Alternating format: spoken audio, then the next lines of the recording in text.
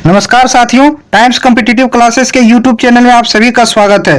तो आज हम करने वाले हैं वैसे प्रश्न जो सभी एग्जाम में कहीं ना कहीं किसी रूप में जरूर पूछे जाते हैं। ये सारे कॉमन सवाल हैं, तो देखते हैं आप इनमें से कितने सवाल सही कर पाते हैं। आप कमेंट करके जरूर बताइएगा दोस्तों। तो चलिए आज की क्लास को स्टार्ट करते हैं और देखिएगा आप इनमें से कितना सवाल पहले आ चुका होगा। तो चलिए आज का सेशन स्टार्ट करते हैं। और ये रहा पहला सवाल, दिल का दौरा किस कारण होता है? तो आपको पता होगा कि दिल का दौरा किस कारण होता है। जब हृदय में रक्त की आपूर्ति में कमी आ जाती है तब दिल का दौरा पड़ता है। तो इसका सही आंसर हो जाएगा ऑप्शन सी, इसका करेक्ट आंसर है। तो चलिए अब चलते हैं नेक्स्ट सवाल की ओर। इसका करेक्ट आंसर ऑप्शन सी। अगला सवाल, आज दोस्तों आज रैपिड फायर है। आज जल्दी जल्दी क्वेश्चन को फास्ट तरीके से सोल्व करेंगे और देखते हैं आप कितने सवाल का सही जवाब दे पाते हैं। दूसरा सवाल क्या है, जब शुद्ध जल में डिटर्जेंट डाला जाता है तब पृष्ठीय तनाव means when detergent is added to pure water the surface tension is. जब हम शुद्ध जल में डिटर्जेंट डालते हैं तो पृष्ठीय तनाव क्या होता है? पृष्ठीय तनाव घट जाता है। ऑप्शन इसका सी करेक्ट है, ऑप्शन बी इसका करेक्ट आंसर है। आपको पता होगा जब उसमें हम शुद्ध जल में डिटर्जेंट डालते हैं तो पानी क्या हो जाता है? पतला हो जाता है, उसका पृष्ठीय तनाव घट जाता है। तो इसका करेक्ट आंसर ऑप्शन बी होगा। चलिए नेक्स्ट सवाल की ओर चलते हैं। रैपिड फायर की तरह सोल्व करना हमको सारा सवाल एकदम तुरंत। अगला सवाल क्या है, सुपरनोवा है। Supernova, what is supernova? Supernova क्या है आपको पता होगा। सुपरनोवा क्या है? एक विस्फोटी तारा। ऑप्शन सी करेक्ट आंसर इसका, एक्सप्लोडिव स्टार इसको बोलते हैं। आप ये सवाल बता दीजिए कि ग्रहों की गति का नियम किसने दिया है? आपको ये बताना है कि ग्रहों के गति का नियम किसने दिया है? ग्रहों की गति का नियम आपको पता होगा केपलर ने दिया है, केपलर। तो इसका करेक्ट आंसर क्या हो जाएगा? केपलर। एक और सवाल आप नोट कर लीजिएगा जो कि बहुत ही इंपॉर्टेंट है और ये भी बार बार पूछा जाता है। तो सवाल क्या है कि पृथ्वी का निकटतम तारा कौन सा है? पृथ्वी का निकटतम तारा कौन सा है? इसका करेक्ट आंसर क्या हो जाएगा? पृथ्वी का निकटतम तारा सूर्य है। आप ये भी जानते होंगे, इसलिए आप तो थोड़ा सा आपकी कॉन्फिडेंस को बूस्टअप करने के लिए ये सवाल क्योंकि पूछा जाता है इसलिए मैं बता रहा हूँ। एक और सवाल मैं लाता हूँ जो कि बहुत ही इंपॉर्टेंट है, वो भी एग्जाम में पूछा जाता है कि पृथ्वी की बहन या जुड़वा ग्रह किसको बोलते हैं? पृथ्वी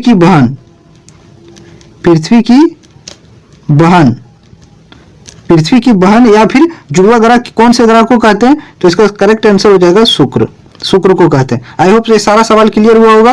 तो चलिए अब नेक्स्ट सवाल की ओर चलते हैं।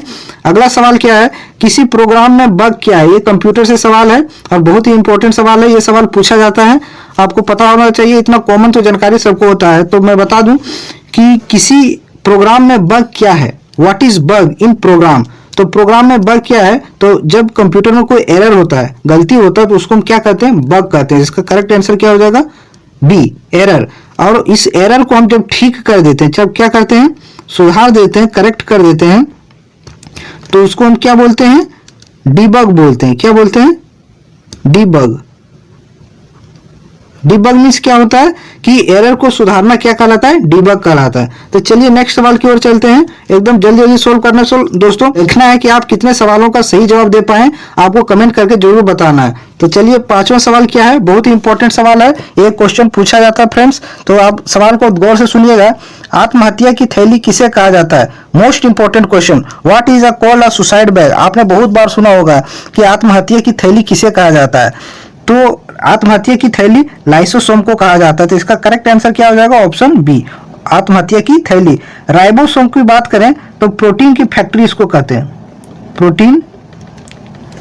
प्रोटीन की क्या कहते हैं? इसको फैक्ट्री कहते हैं। प्रोटीन की फैक्ट्री किसको कहते हैं? तो राइबोसोम को कहते हैं। माइटोकॉन्ड्रिया को क्या कहते हैं? कोशिका का पावर हाउस। कोशिका का क्या कहते हैं?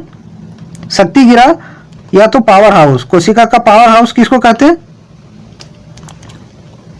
पावर हाउस किसको कहते हैं? माइटोकॉन्ड्रिया को। तो आई होप ये सारा सवाल क्लियर हुआ होगा। चलिए अब नेक्स्ट सवाल की ओर चलते हैं। मैंने पहले ही बता दिया ये रैपिड फायर सेशन है, इसमें आपको केवल जवाब देना है। मैं डिटेल उतना नहीं कर पाऊंगा मैं, क्योंकि इसमें आपको टेस्ट करना है आपका नॉलेज की इस तरह के क्वेश्चन जो बार बार एग्जाम में पूछे जाते हैं, आप कितने सवालों को सही सही कर पाते हैं। तो चलिए अगला क्वेश्चन क्या है, पुरी में रथ यात्रा किसके सम्मान में आयोजित की जाती है? तो आपको पता होगा कि पुरी में रथ यात्रा निकाला जाता है। पुरी कहाँ है? मैं बता दूं पुरी कहाँ है? उड़ीसा में। उड़ीसा में पुरी। पुरी में ही क्या कौन सी यात्रा निकाला जाता है? रथ यात्रा। रथ यात्रा निकाला जाता है। और रथ यात्रा किसके सम्मान में निकाला जाता है? तो आपको ये भी पता होगा, रथ यात्रा जगन्नाथ के सम्मान में, भगवान जगन्नाथ जो है उसके सम्मान में ये रथ यात्रा निकाला जाता है। तो इसका करेक्ट आंसर क्या हो जाएगा? ऑप्शन सी इसका करेक्ट आंसर हो जाएगा। अब इसमें एक और पॉइंट मैं बता देता हूं, क्योंकि ये भी सवाल बार बार पूछा जाता है कि कोणार्क मंदिर, आपने सुना होगा और ये सवाल बार बार पूछा जाता है कोणार्क मंदिर के बारे में। कोणार्क मंदिर को ही ब्लैक पैगोडा कहते हैं। आपको पता होना चाहिए कि ब्लैक पैगोडा किसको कहते हैं? कोणार्क मंदिर को। और कोणार्क मंदिर को किसने बनाया था ये भी पता होना चाहिए। तो नरसिंह देव फर्स्ट ने बनवाया था। नरसिंह देव फर्स्ट ने सन कोणार्क टेम्पल को बनवाया था। आई होप ये भी सवाल क्लियर हुआ होगा। चलिए अब नेक्स्ट सवाल की ओर चलता हूं। ये रहा आप लोग के सामने छठा सवाल, और ये भी सवाल इंपॉर्टेंट है। आप देखिए छठा सवाल क्या है। संयुक्त राष्ट्र सुरक्षा परिषद के 5 अस्थायी सदस्य कौन कौन से हैं? तो मैं इसको डिटेल में थोड़ा बता देता हूं कि जो यूएन का सिक्योरिटी काउंसिल है, यूएन का जो सिक्योरिटी काउंसिल है, जिसको बोलते हैं सुरक्षा परिषद।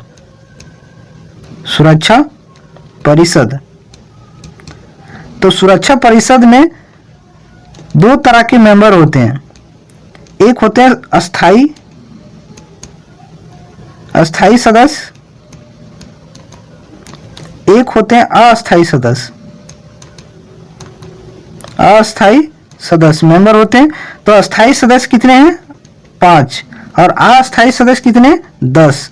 तो 5 अस्थायी सदस्य जो इंपॉर्टेंट है, कभी कभी पूछ लिया जाता है कि इनमें से कौन सा देश है जो यूएन सिक्योरिटी काउंसिल का अस्थायी सदस्य देश नहीं है या फिर है। तो आपको कैसे याद रखना है? तो 5 अस्थायी सदस्य, मैं एक ट्रिक बताता हूँ, बहुत ही मजेदार ट्रिक है। आप ट्रिक को सुनिएगा तो बहुत ही मजा आएगा, फिर कभी नहीं भूलिएगा। तो ट्रिक क्या है? एक काम करते हैं, मैं अगले पेज में इसका ट्रिक मैं बता देता हूं, आप यहाँ बढ़िया से देखिएगा अस्थायी सदस्य के बारे में। अस्थायी सुरक्षा परिषद के यूएन के अस्थायी सदस्य वो कौन कौन से हैं? 5। वो 5 का नाम बताता हूं। क्या रूसने के बाद, ट्रिक है, रूसने के बाद फेस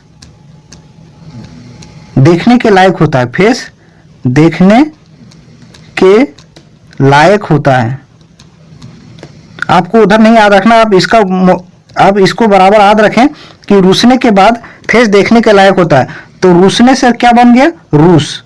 कौन अस्थायी सदस्य है? रूसने से बन गया रूस। और एफ से क्या हो गया? फ्रांस। एफ से हो गया फ्रांस। ए से क्या हो गया?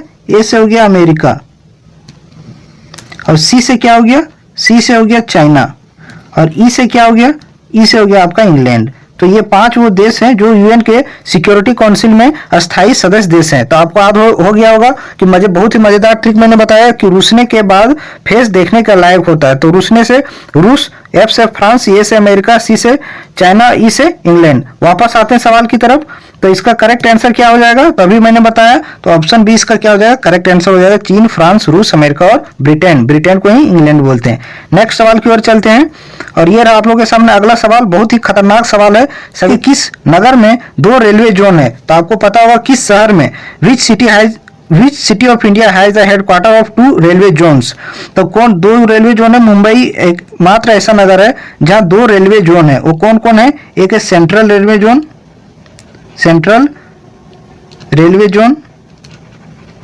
जोन का मुख्यालय है, और एक वेस्टर्न का है, वेस्टर्न रेलवे जोन का मुख्यालय है। तो आपको ये पता होना चाहिए, एक मात्र ऐसा है। तो ये सवाल पूछा जाता है एग्जाम में, इसलिए आप याद रखिएगा। एनटीपीसी आपको पता हो, सीबीटी 2 होने वाला, ग्रुप डी होने वाला, वैसे के लिए ये सवाल बहुत ही इंपॉर्टेंट बनते हैं। तो नेक्स्ट सवाल की ओर चलते हैं। लंदन किस नदी के किनारे बसा हुआ है? तो आपको पता होना चाहिए कि लंदन किस नदी के किनारे बसा हुआ है। तो लंदन थेम्स नदी के किनारे बसा हुआ है। तो इसका करेक्ट आंसर हो जाएगा ऑप्शन बी। हडसन कौन सी नदी, हडसन जो नदी कौन शहर के किनारे है? तो न्यूयॉर्क कौन सी नदी के किनारे है? हडसन नदी के किनारे। नेक्स्ट सवाल की ओर चलते हैं।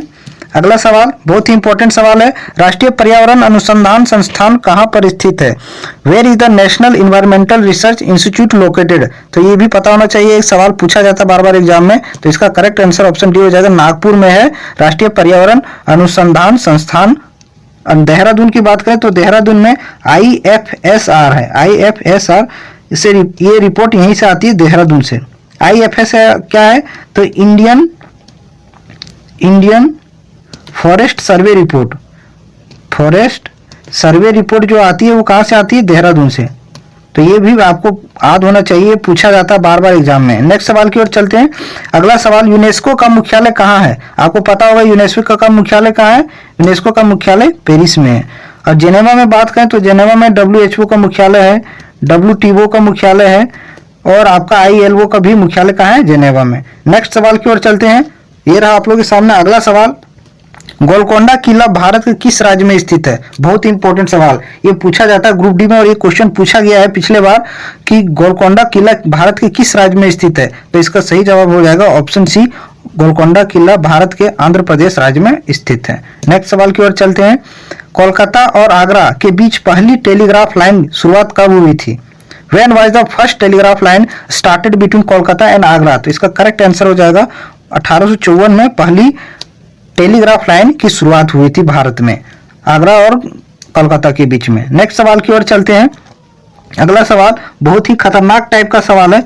सवाल क्या है, निम्न में से कौन सा सुमेलित नहीं है? अब इसको आपको छांटना है कि इनमें से कौन सा जो एरर है, उसमें गलती है। सऊदी अरब का करेंसी इधर दिया हुआ है, कंट्री है इधर का आपका कंट्री है, इस साइड आपका कंट्री है, और ये साइड क्या है? आपका करेंसी है। तो सऊदी अरब रियल, ये करेक्ट है।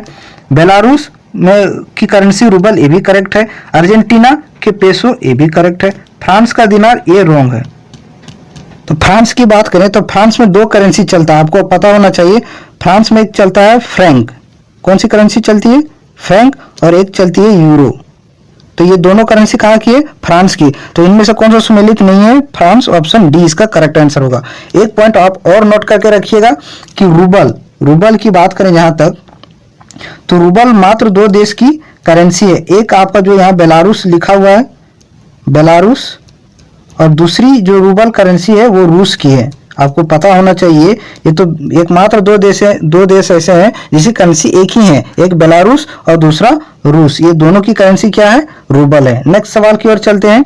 ये रहा आप लोगों के सामने अगला सवाल, भारत में प्रथम रेलगाड़ी कब चली थी? When did the first train run in India? तो आपको पता होगा कि पहली ट्रेन कब चली थी भारत में? तो 16 अप्रैल 1853 को पहली रेल भारत में चली थी। और ये कहाँ से कहाँ तक चली थी? आपको पता होना चाहिए। मुंबई टू थाने, मुंबई से थाने के बीच में ये चली थी। और कितना किलोमीटर चली थी? तो 34 किलोमीटर की ये दूरी पहली बार भारत में रेल चली थी। और किसके शासन काल में चली थी, ये भी पूछ लेता है सवाल। तो डलहौजी के काल में, डलहौजी के शासन काल में भारत में रेल चली थी। आपको ये पॉइंट नोट करके रखना है। क्लियर हो गया होगा कि भारत में पहली रेल कब चली थी? 16 अप्रैल 1853 में Mumbai to Thane, 34 kilometre Dalhousie के समय। नेक्स्ट सवाल, अगला सवाल क्या है, भारतीय संविधान की प्रस्तावना में किस प्रकार के न्याय की बात नहीं की गई है? तो भारतीय संविधान में किस प्रकार की न्याय की बात नहीं की गई है? तो आपको भारत का संविधान पता होगा तो आपको मालूम होगा कि भारतीय संविधान में राजनीति की बात की गई है, आर्थिक की बात की गई, सामाजिक की बात की गई, लेकिन लोकतांत्रिक की बात नहीं की गई है। तो इसका करेक्ट आंसर हो जाएगा ऑप्शन ए। नेक्स्ट सवाल की ओर चलते हैं। अगला सवाल क्या है, निम्न में से कौन सा राज्य बांग्लादेश के साथ सीमा साझा नहीं करता है? तो इसको याद कैसे रखेंगे? इसको याद रखने का मैं आपको एक मजेदार ट्रिक बताता हूं जिसे आप याद रख पाएंगे, कभी नहीं भूल पाएंगे। तो ट्रिक क्या है, ट्रिक आप नोट कीजिएगा, थोड़ा सा लेंदी है लेकिन आप याद कर, एक बार में आपको याद हो जाएगा। क्या है? बंगाल और असम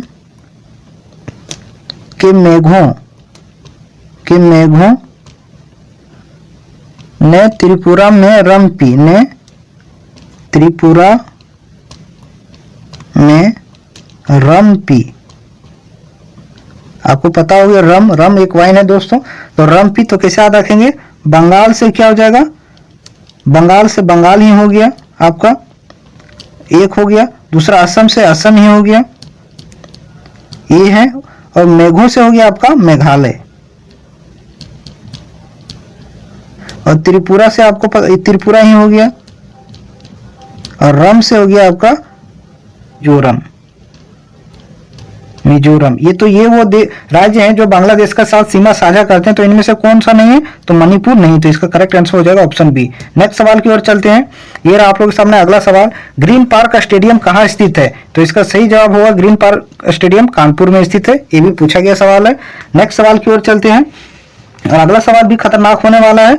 ये रहा अगला सवाल, घटिया वस्तुओं की मांग कब घट जाती है, जब, तो घटिया वस्तु हम लोग घटिया वस्तु कब खरीदते हैं, मीन्स अच्छी क्वालिटी वाली अच्छी गुणवत्ता वाली वस्तुओं को कब नहीं खरीद पाते हैं, जब हमारी आय इनकम नहीं होती है, कम होती है, तब हम मैनेज करते हैं कि चलो इस डुप्लीकेट से ही काम चला लेते हैं। लेकिन जब हमारी आय बढ़ जाती है तो हम अच्छी वस्तु अच्छी क्वालिटी वाली उच्च गुणवत्ता वाली खरीदने पसंद करते हैं।